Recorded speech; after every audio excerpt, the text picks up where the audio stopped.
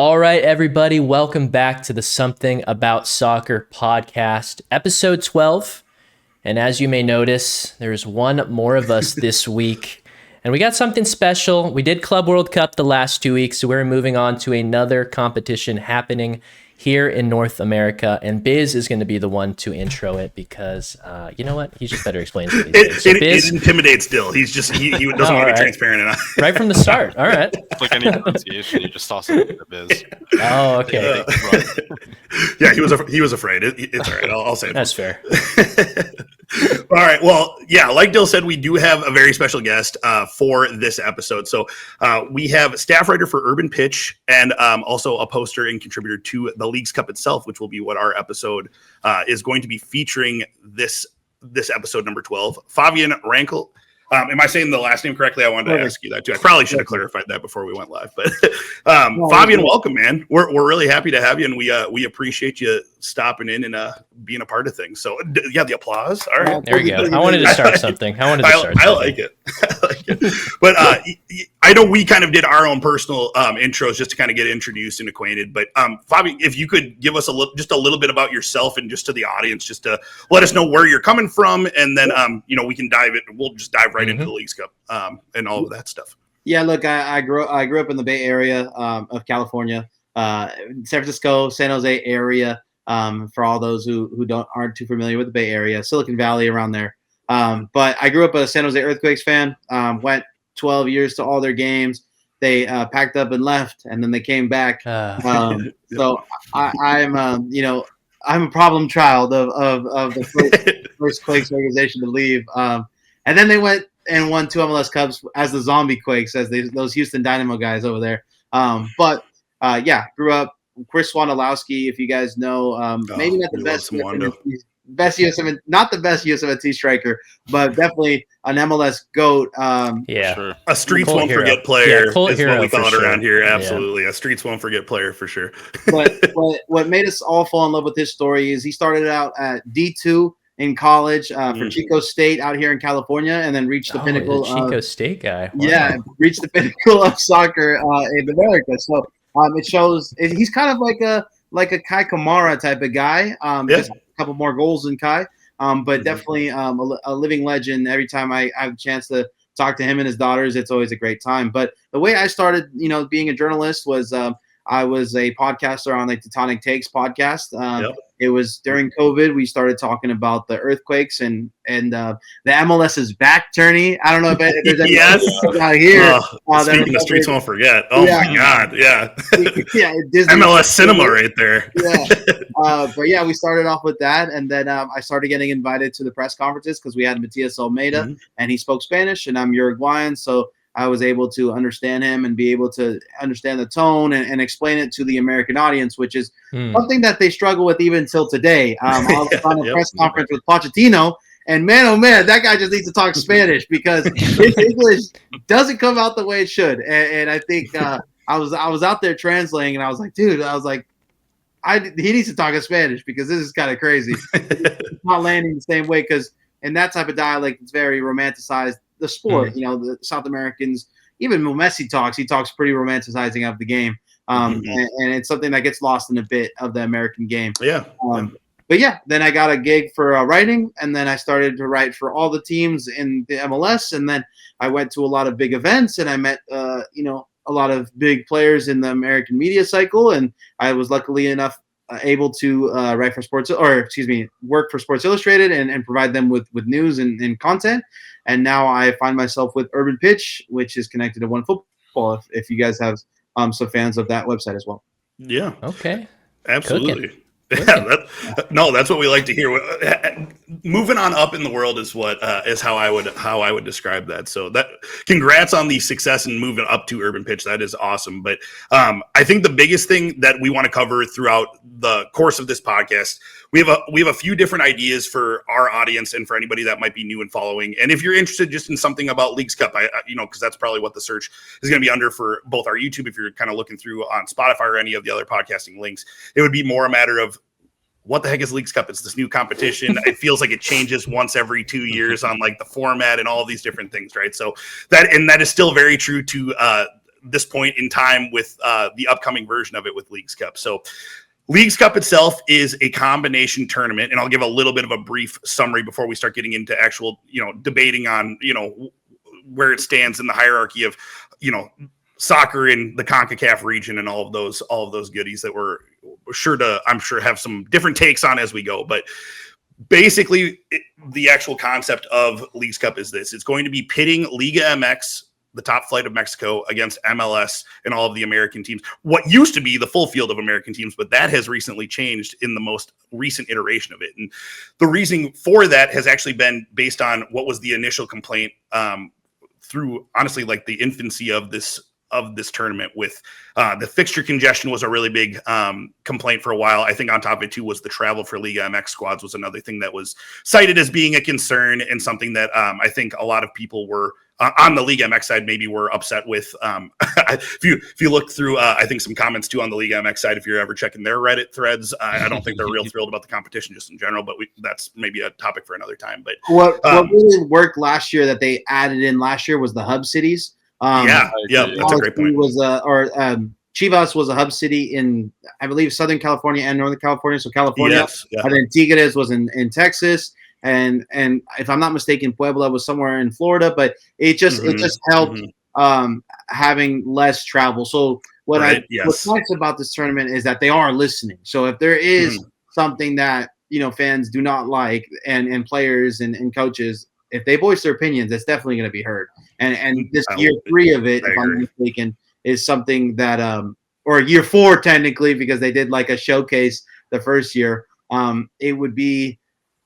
It's interesting to see, because now they listen to trimming the fat off of the bone, right? And having only the best teams in MLS play against the best teams in Liga MX, instead of getting DC United versus what was that game versus Montreal and Atlanta, where there was 2,000 minimal attendance. Yeah. The horror story pictures that you're seeing. And and I think that's an awesome segue, honestly, to kind of where we're going. Because realistically, the teams that you're seeing participating, I'll make it pretty simple based on what you're actually seeing. So Leagues Cup this go around is going to be the playoff teams from the previous season for MLS, with the exception of some, I think it's Vancouver has been subbed with San Diego is really the only difference.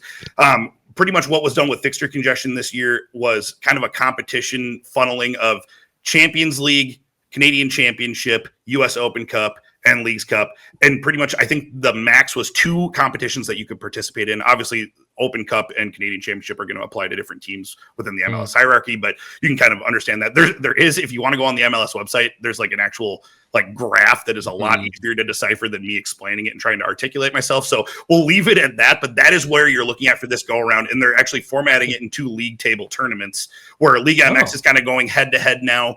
And MLS is going head to head now, and they're going to do the top 4 on both sides are going to be the ones that are actually making it to like the knockout rounds.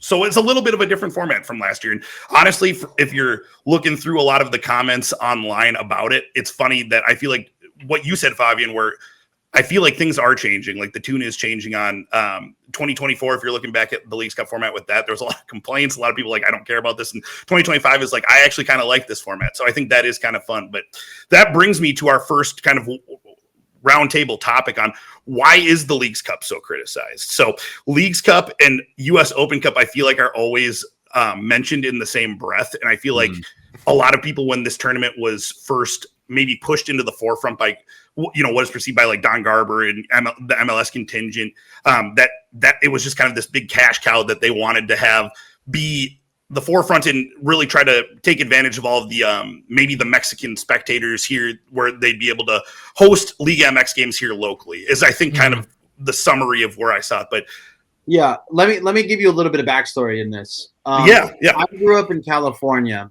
and there is probably people listening to this on the West Coast and that can understand. I would never walk out, and this is going to be different for people in England. I would never walk out and see San Jose Earthquake jerseys. What I would walk out and see was Chivas de Guadalajara jerseys, Club America jerseys, Pachuca jerseys, Cruz Azul jerseys. I could tell you at the age of 7 what was a Tigres jersey before I could tell you what a New York Red Bulls jersey was. Yeah. Yep. And that's life on the West Coast. And And I tried to really kind of push this narrative because it's the truth. I mean, you grow up, Uruguayan American, Mexican American, people have this affinity towards these Mexican clubs. Like, it hasn't been reached for an MLS club yet. And that's because of generations on generations on generations of families and loving these teams. I mean, Chivas almost has like this subconscious, if you're Mexican, you gotta go for it. So when it's San Jose versus Chivas, you better hope you're not Mexican American, because you're going against your own people at that point. But like I said, this tournament on the West Coast is a completely different tournament than it is on the East Coast, or even I want to say the South. Texas is the same kind of thing. I bet you anything, you'll see Tigres Monterrey jerseys more than you would see, a Houston jersey growing up, because it just wasn't there, So what I wanted to kind of say that before kind of why it's so scrutinized is I actually think this is more of an East Coast versus West Coast type of thing. Interesting. Okay. I actually think everybody on the West Coast understands how big of a tournament this is, how big of a within a family kind of tournament this is, because every single, Latin American has a friend that's a Cruz Azul fan, a Chivas fan, a América fan. Shoot, their cousin doesn't get out of their ear about how good of Matias Bogusz was for Cruz Azul this year. I can't believe you guys let him go. And you just have to realize how many Liga MX fans there truly is out here in the kind of bordering states. So when it's Mazatlan versus DC United in Foxborough and in Boston, and there's 5,000 fans, of course it's going to be scrutinized, because they're going, in my opinion, they're going to get easy pickings. And this is me not saying because I work for the Leagues Cup. This is me a fan of soccer on the West Coast, where LAFC plays Club America for a Club World Cup. Every single outlet in Mexico is talking about who Denis Bouanga is. And at the end of the day, in my opinion, when you have more competitive games with the league like Liga MX that just runs deep in the of California and runs deep in every asado, every carne asada you guys have with family, and America gets brought up and Chivas gets brought up, it's going to make a cultural difference when you play these teams competitively. And I think, personally, I've thought this for many years, that Leagues Cup is the future for soccer in North America. And I think, personally, to get a bigger soccer audience, you can go one of two ways. You can make the casual soccer fan, or the casual sports fan in America a soccer fan, which is really hard, because every time LeBron gets a foul called on him, they call him a flopper, and it's not going to help when you're watching Neymar roll around, and the average American's not going to like that, because oh come on, man, you got stepped on, what, 3-inch metal cleats, that doesn't hurt, I know a couple of 300-pound linemen that just go through it, no problem. But you either go that route, which is tough, it's an uphill battle, or you can introduce your league to a whole new country that already loves soccer and that already has these affinities to the sport, have cried for the badge, have cried for the game, remember that one final their team lost, and their grandpa telling them, remember this day because it's only going to hurt like this once, and it's a lot easier to sell MLS to a population and a fan base that already knows soccer. Maybe they won't become fans, but every single America fan knows who Denis Bouanga was when he was taking on two defenders and cooking them for the World Cup. I think that's a great point. Absolutely. And now they even submitted a formal offer for Denis Bouanga. And MLS being a selling league, any opportunity to show off your players on a big stage or to a new people or to a new population, it's going to bring more eyes to this league indefinitely, right? And I think a lot of people that are being, anti-Leagues Cup or this is a cash grab. What is it a cash grab these days? Let's be honest, right? Like, exactly. Exactly right. Months ago, found out that there was something under the Europa League. Like there's a conference league now. Like everyone's saying this is a cash grab. Like Just invite everybody in Europe. Might as well. I mean, Champions League at the time when it was first introduced was not a popular idea. You know what I mean? So it's like there's all these different things. But Pix, I'll kick it to you really quick, Pix, too, just based on of what Favian said, because I think it's a really interesting point. And it's actually I appreciate that perspective a lot, because that's not something that I've necessarily, being that I'm so far removed. I'm up here in the cornfields in the Midwest, so that's not to say that we don't have with our Leagues Cup fixtures. I do have some of the most fun I've had at games have been the Leagues Cup. We had, I think it was the last couple of years, we had Toluca here, and it was tons of different supporters. My brother, who works in sales, he had a couple guys that he's friends with in the warehouse that are Mexican, that went and got to see their team, their hometown team, that they never thought they would get to see. So it's like there are reasons why this, like you said, and you want to know who they come and watch now all the time? They come and watch Minnesota United all the time because they thought it was really fun. So, but Pix, what I would like to ask you then, just based on you being kind of our Eastern Conference and Eastern Coast correspondent, is that something that you see on your end with Leagues Cup? Is that something that you've noticed with, like, not only the attendance, but just kind of like, you know, maybe the cultural difference, or just kind of like, you know, what's consisting of like cultures, or even just, you know, something as simple as attendance over there? Yeah, definitely. I think that one of the things is that it's very much true that, you know, everybody that, you know, if you're Hispanic over here, anywhere in the United States, you know, someone who rabidly supports these fans. I think I went in 2018. I saw my team in Colombia, Liga Nacional. We played against Chivas in a friendly, and that stadium was packed for just a friendly. You know, just seeing, you know, that Mexican nationality and that identity that Chivas brings. So it's really interesting when you have those teams come. And I think that's something that Fabian mentioned a little bit earlier about the idea of having those hub cities. I think that coupled with some of I think that there's 4 double headers that they're doing. So what they're doing is that they're having those hub cities, but they're also having double headers, where it's like some of these games might not have that much pull, but because you have a double header, then you have people who might stay around, or some people who might be there for. So one of the examples is, I'm pretty sure it's Montreal is playing against Leon and NYCFC is playing Toluca, or it's something like that in NYCFC in Red Bull's Arena Stadium. And just, you know, the thought of that on a Friday night, just staying and seeing both games is such a big appeal, where it's, you know, it's a perfect thing to do. And I think that the biggest thing is that, you know, you get people who are already Liga MX fans and you're teaching them about the MLS. And the biggest thing is you don't necessarily have to, you know, care about the teams that are playing, but you're still an MLS or Liga MX fan potentially. So I think what the Leagues Cup does, and what it's trying to do especially well this year, is that it's pitting both leagues against each other, so that you're rooting for the MLS as a whole or the Liga MX as a whole. And I think that one of the most fun that we had this summer was comparing, you know, the global identity of soccer between teams at the Club World Cup. We saw, you know, one of the things that I've never seen in my life is Brazilians and Argentines agreeing over something. And we saw that at the Club World Cup. So it's just like, you know, few things can unite people. Few Crush things the Europeans. can unite Americans. Few things can unite Mexicans. But once you start pitting the teams that are from their leagues against each other, I think that it not only helps build knowledge, it helps build, you know, context within fans, but it also helps, you know, with scouting, you know, with offers being made. I think that there's so much coexistence between Liga MX and the MLS, and we're even seeing it in the women's side as well, where they're doing, you know, some one-off games between the winners of the actual league of the NWSL and Liga MX Femenina. So I think that the more and more collaboration that there is between the two leagues, the more and more we're going to just get more fans. The attendance, though, I can't speak too much on things that aren't New York, but I'm going to be going hopefully to the August 1st game, that doubleheader that I just mentioned, and I'll be updating everybody about how that goes, and I'm really looking forward to that, because I think James should be there if he still stays at Leon. Your boy.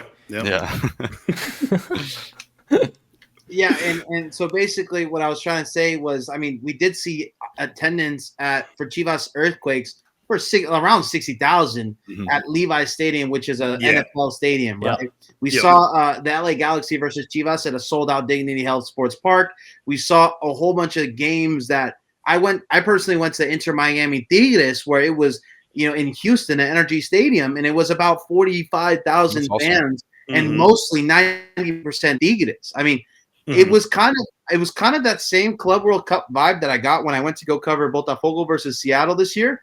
And the Botafogo jerseys all around the touristic parts of Seattle, you know? Gives people a different opportunity to come see their, you know, team, or if they're already here, see their team locally against a team in a competitive match, which I'm all for, to be honest.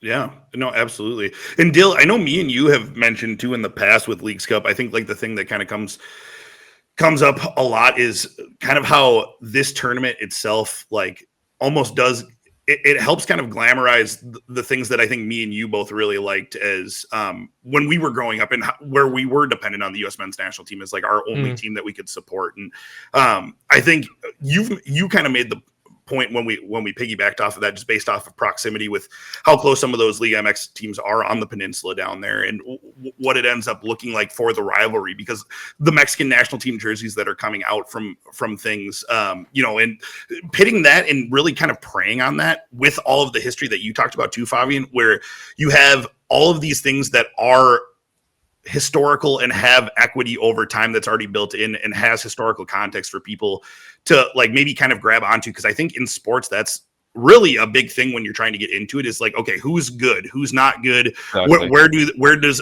all this stand in stature of like the bigger picture of things, right? And I think MLS, being that it's still, I mean, believe it, it's still in its infancy, man. Like, I think that's the biggest thing that I think people lose a lot.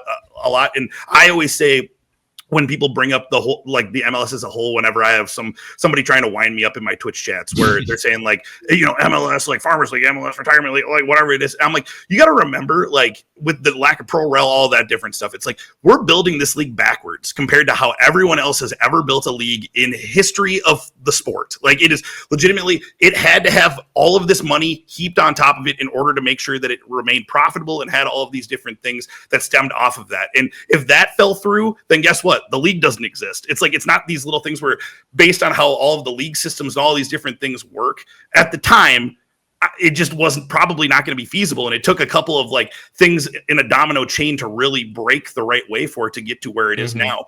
And, maybe you could argue semantics on, based on how we got to that point, but I really do firmly believe that, like, there's a lot of things contextually that are, when people kind of start to pile on, whether it's Leagues Cup or MLS or all these different things within the U.S. Federation with our local leagues, I think there's a lot of that's missing in their arguments, or just when they're, and a lot of it is banter. So it's like, you kind of take it with a grain of salt. But yeah, I mean, and that kind of brings me to the last point that I want to touch on for this section, was just, so where does US Open Cup with Leagues Cup, where does that fit into the fold with this? Because I feel like I said, that's kind of talked about in the same breath a lot of the time.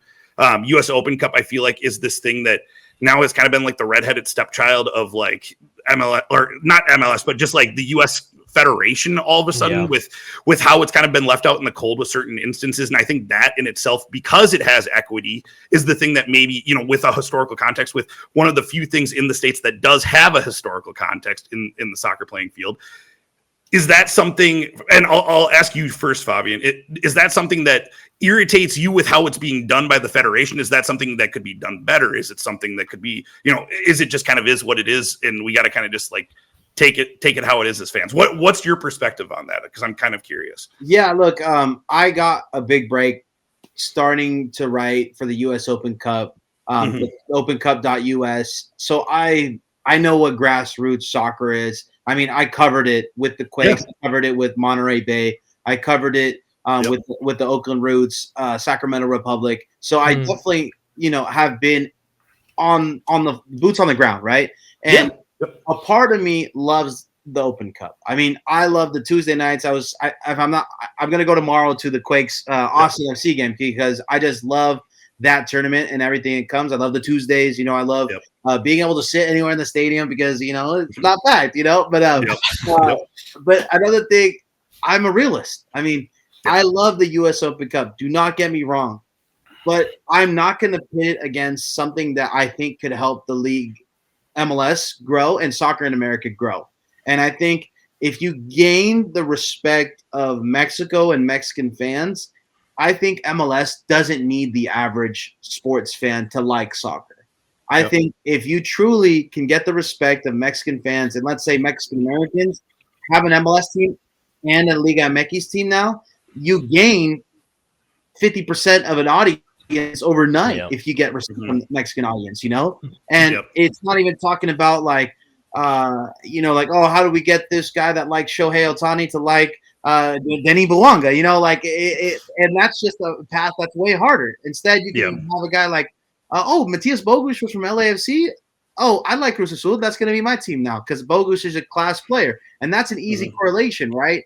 That idea where you can gain a new fan is just too juicy of an idea to throw away, in my opinion, for the U.S. Open Cup. I like the U.S. Open Cup. Don't get me wrong. But to pit it against something that I think is the future, I don't think is the right move. I'm in the boat where I'm like, well, why not just have them both? Like, what's wrong about having both? Yeah, I'm in the same field. Like, keep Leagues Cup 17 teams because the playoff teams, perfect, no problem. That's pretty easy to do.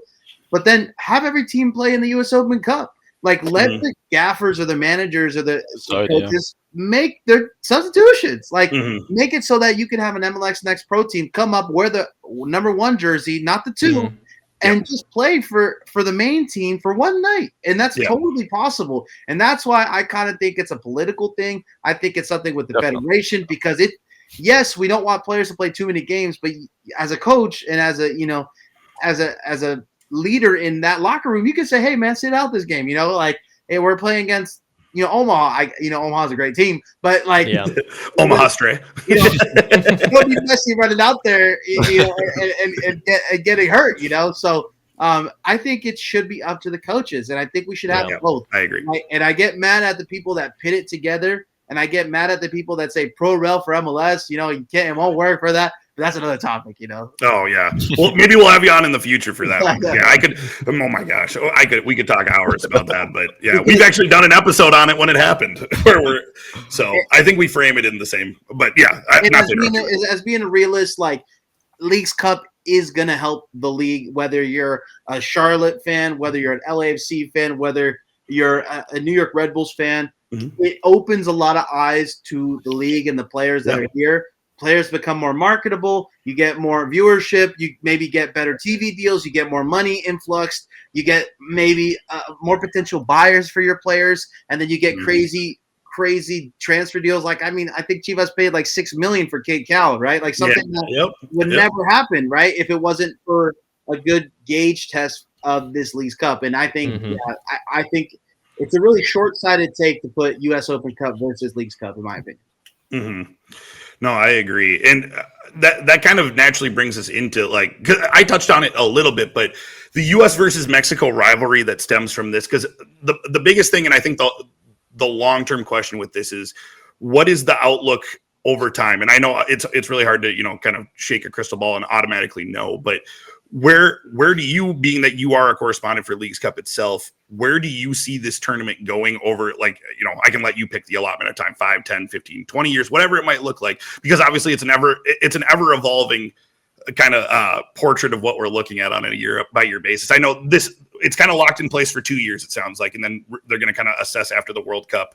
From 2027 is the next time that they're maybe going to redraw the lines and figure it out after the fact. So that would be the next time that we would really have what you were illustrating to, with like U.S. Open Cup having full participation, Leagues Cup having, potentially full participation again at some point too, maybe, I don't know. But where do you foresee this tournament going in the future? Yeah, look, if I had to say, like, let me give a little backstory, a little bit more. It's hard for MLS club or fandoms to fall in love with another MLS club. And I saw that with the Club World Cup. It was really hard for a Nashville fan to cheer on Miami in the Club World Cup. It's something that is really odd to me, or maybe not so odd, but it just seemed like MLS fans really like their club and their club only. And I almost see it because I'm a national kind of journalist now.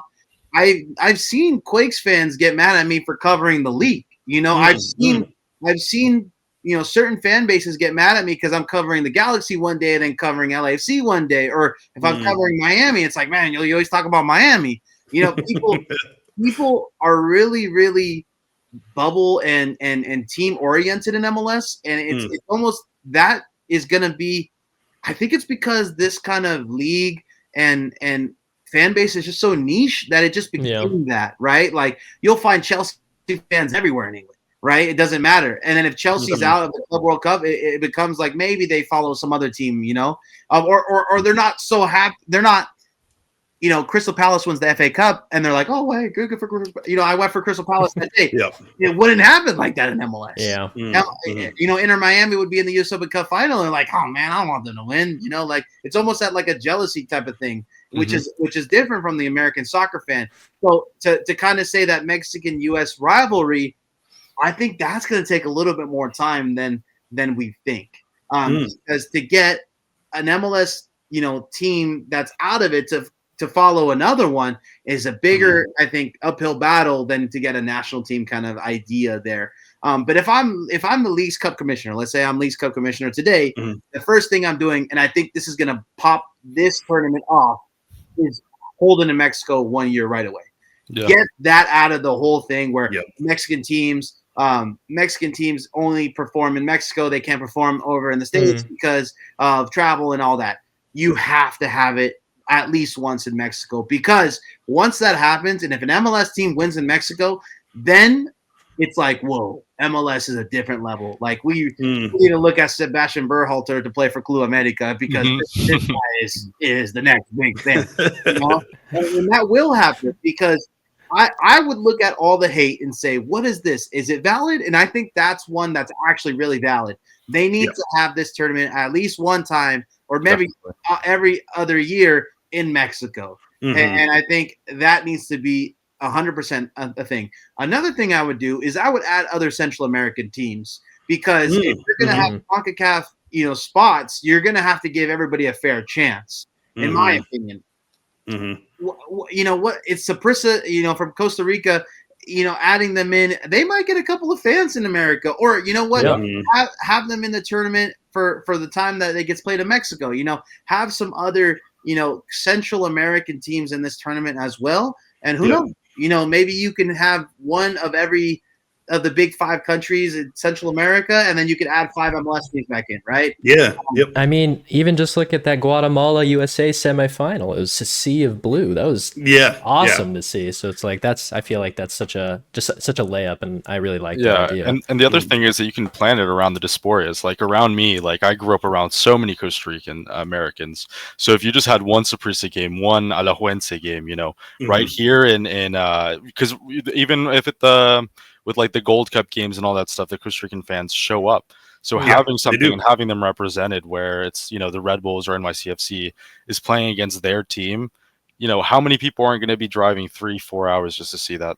And we even see it in the Club World Cup now, where we see, there's a huge Brazilian diaspora in Massachusetts, and so many of them drove down to see Palmeiras or Fluminense and stuff like that. So having that opportunity, I think, for a lot more Central Americans and not just the Mexican Americans, is a good way for people to be able to compare and contextualize themselves against MLS teams. And I think that that's one of the biggest thing, where we do have the CONCACAF champions, but it's still, I think that just the more comparison, the better. And I think that the Club World Cup really is, one of the best ways to hammer that point home. Is that the most exciting thing for me? I think that a lot of people were criticizing the matchups in some senses, but I love seeing Olsen versus Mamelodi Sundowns, because it's just like two completely when are you ever going to styles. See that culture clash? Absolutely. Exactly. So it's like the idea of, Saprisa's playing in my backyard. You don't think I'm going to be dropping $50, $100, whatever, to go see it if I'm a Costa Rican American? Even if I don't like the team, even if it's a rival team, I go hate watch them, see a couple with my buddies. I think that that's really how you build the fans, having them, have a comparison of, hey, I watched the Red Bulls. I know I watched Saprissa, but, that Red Bulls player really cooked up this Saprissa player that I thought was really good. And I think that probably won't happen. But contextualizing all that stuff is really important, I think. And I think the Champions League, because of, how long it's been existing, that's what we've had, where it's like, oh, we know that, Milan might have, a better European history than, let's say, Arsenal or whatever. And we have those contexts, but that context doesn't really exist in the CONCACAF Champions. So the only thing we can do is create more history by, I guess, having more games in a sense. And now this is a little bit of a time to put your metal, tinfoil hat on. I like that.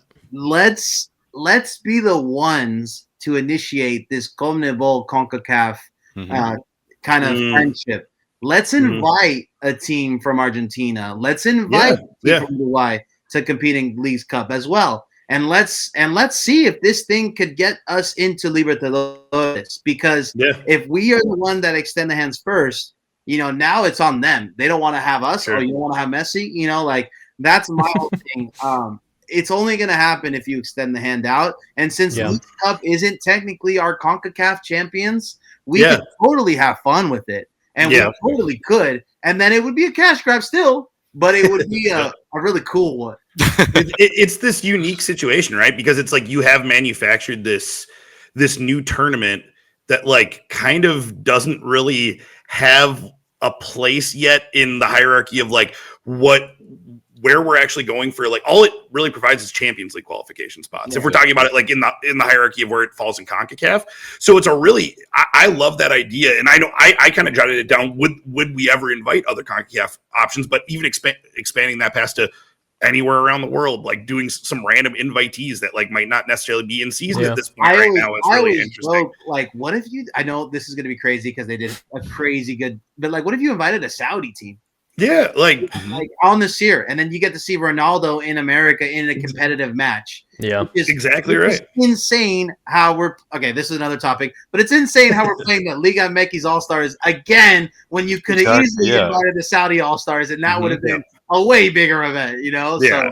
So, no, I definitely agree. All Stars or the Argentinian All Stars, you know, like they should do some more stuff with that too. But Leagues Cup could be an extension of that. Yeah, and I think that's a fair point too, in like expanding off of that into South America with this, because I think that is like kind of the new question that is looming over MLS, and what I've kind of started to hear.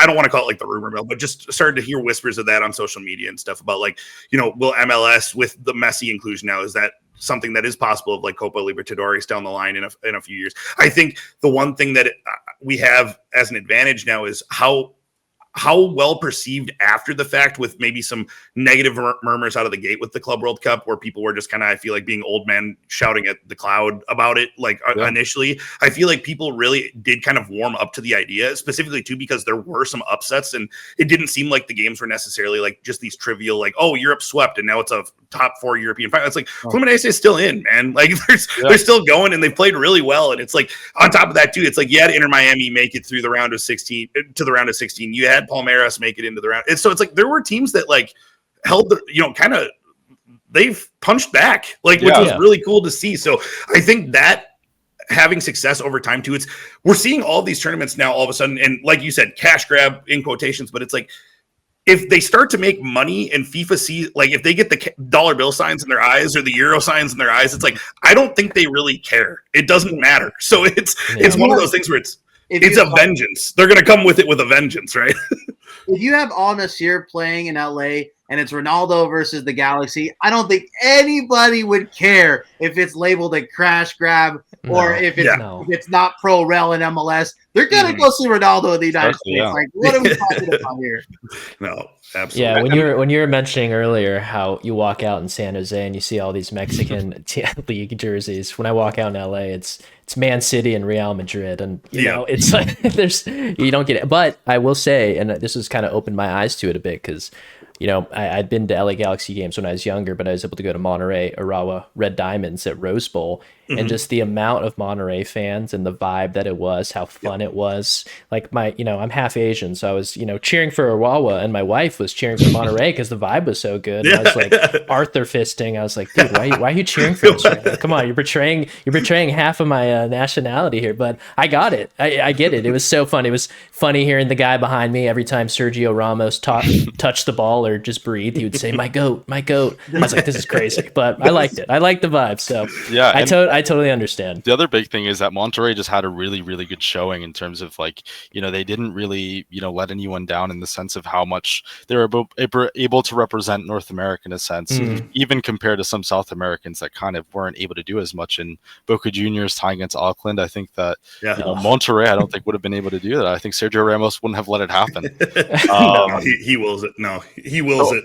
I think that those cases of like we already talked about the Club World Cup, but cases like that make an argument where it's like, hey, Monterrey's doing really well. They did better than some Libertadores sides. Why aren't we in here? Why aren't we making this conversation? Why aren't we opening up this dialogue? So I think that the Leagues Cup expanding that and trying out with some different teams, I think would be really good. And I think that, Monterrey had a really good showing this Club World Cup. And it'd be really interesting to see also, this Leagues Cup, how they're going to be comparing against some other MLS sides. Yeah, I mean, if they're going to change the format, it feels like every 2 years, this is the time to experiment with these tinfoil hat ideas. Like, Yes, yeah, exactly. I don't necessarily think the word cash grab is a bad thing if the product at the end of the day is something good and entertaining. Like, I feel like people are so keyed in on the Club World Cup's attendance numbers, but the games are, I think, really fun. Like, these are matchups that, and I think are so great for an American audience to kind of open their eyes up. I think European teams and South American teams found a lot of new American fans, and maybe that can trickle into the MLS. But yeah, there's a lot of things that I could say in regards to like what you said about MLS fans not supporting other teams. I feel like we're a lot of MLS fans, because the sport is so niche in a weird way, because it's so new. It's like they're so gatekeepy with their own team. It's like they don't want anyone to like know how good their team is, but they want to brag about it and not support another team. It's like, but I don't know. I feel mixed. It's like I would support other Californian teams, but I feel like I wouldn't. I don't know. Maybe I'm more open-minded about it, but I really don't know. I'm going. All we found out with the Club World Cup is Chelsea's really not that powerhouse in America that everybody thought they were. I mean, people wants to see Cole Palmer steal Trey Young's celebration, right? He was in Atlanta. He was just trying to play it up. But no, that I think that's a good point. And the one thing I would say too, for me, that I do think is interesting with that perspective too, of that you've had experienced that with your like kind of your presence in the space, Favian. Because for me, and maybe I'm just a little bit more of like I just want to see MLS succeed, and that might be more of a minority perspective in comparison to how people treat the sport. Because realistically, every time I'm watching like a Concacaf Champions League, for instance, it's like I just want to see right now. I just want to see an MLS team win it. I don't, even if it's like, and maybe it's because I'm a Minnesotan and we have like legitimately no direct rivals as well. So like maybe that has something to do with it for my own personal perspective. But that's kind of how I feel with it too. It's like I get it maybe a little bit more like in my little echo chamber over here with like Inter Miami, because it's just, I think people are at this point that do follow MLS are starting to just get sick of like the consistent messy advertisements and stuff like that. So it's like I kind of understand that, at least. Like I personally don't feel that way, but it's like I get where that might start to get a little bit much for people after a while. But I also, again, too, just think that you're like being a little short-sighted on how important that man is to the league, that it's like, it's okay if we're seeing 4 ads during halftime of the game you're watching, because it's like, guess what? It's like, do you know how much exposure he's got in this league? It's like he deserves probably a couple Michelob Ultra ads to fuel things, you know what I mean? So it's like, but yeah, long story short, I think the last thing I did want to touch on, and I should, before I move on, did anyone have another point? I didn't want to, step on anyone I'm all good. Their touchdown call before we move on, but I just wanted to see for the actual long-term outlook of the Leagues Cup. So the last thing that we'll touch on is the thing that I feel like is the other looming and overhanging question with MLS right now, which is what was just voted on was the calendar change. So that obviously got tabled for the time being. It's going to be moved. From what I understand, it was post-World Cup, at least at the soonest, right, is when it's supposed to be. So with that being said, that kind of aligns with what the Leagues Cup looks like. So what would that calendar change? And you might not necessarily, because it's still ambiguous, we might not have concrete answers to that, but what would that calendar change do for everything that we necessarily just proposed with our tinfoil hats, but on top of it too, just the actual genuine outlook of the Leagues Cup in general? Because we're going to have to figure out probably a new rough time to host it, or you're still hosting it in the same time, and then you're kind of figuring out how to maybe work the other rest of the league around. Would it affect the format at all? It's like, because this year too, specifically, I do like how they're kind of just getting a lot of the group stuff out of the way and like kind of blowing some time, and we're kind of helping the fixture congestion that way. So is that something that this early on, are we able to answer that question, or is that kind of just we're going to have to wait and see? Yeah, look, if I was the commissioner of MLS, I would, whatever calendar change we do, I would prioritize Leagues Cup before I prioritize MLS regular season play. Because MLS is already a weird league. You don't play every team.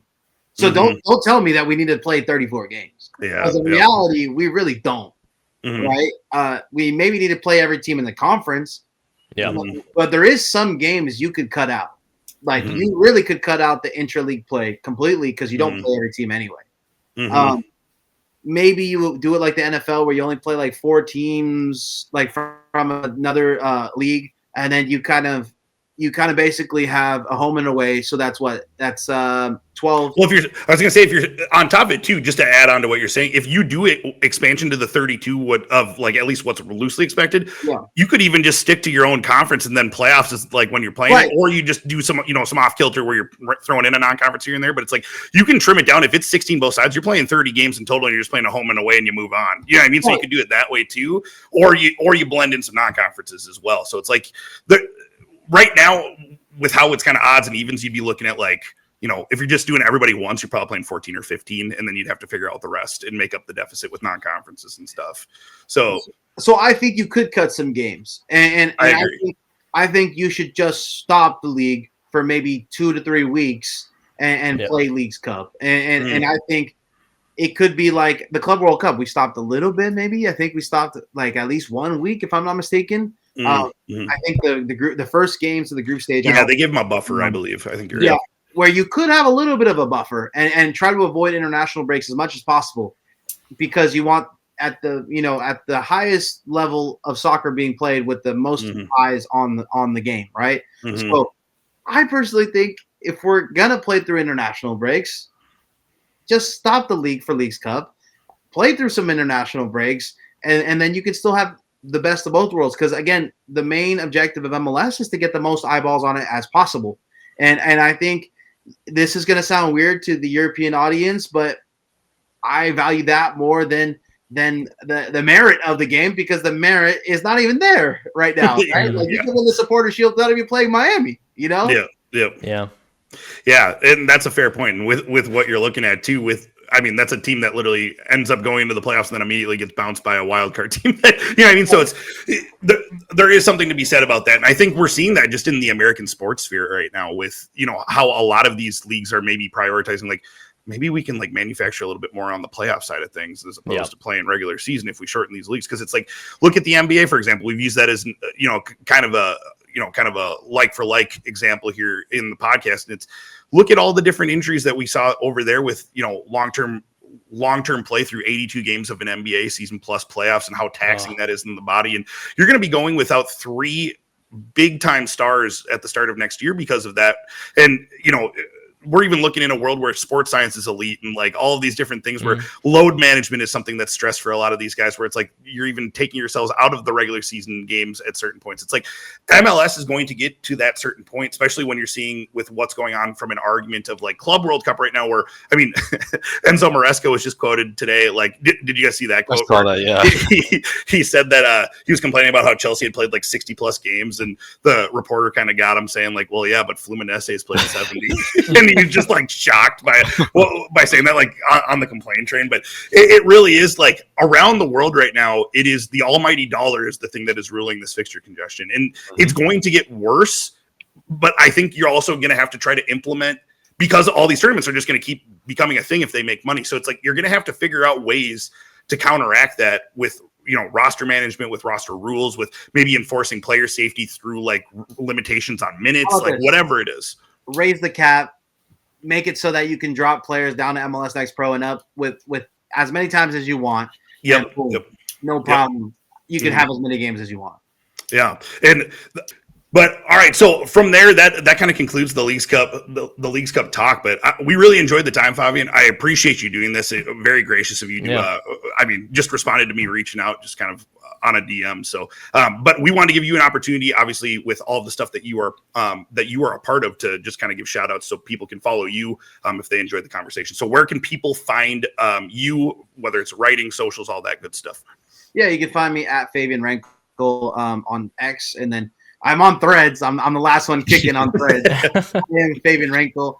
You can find me on Instagram and Threads. But yeah, if you ever want some MLS content or content about soccer in America, you can always find it there. I'm usually working for either like grassroots soccer out here in California, or I'm working for like the biggest tournaments possible, like Leagues Cup. And then I have some, feature pieces that I sit down with players for Urban Pitch, and I do all that fun stuff. But yeah, you can definitely find me at Favian Renkel. That's probably the best place to find me.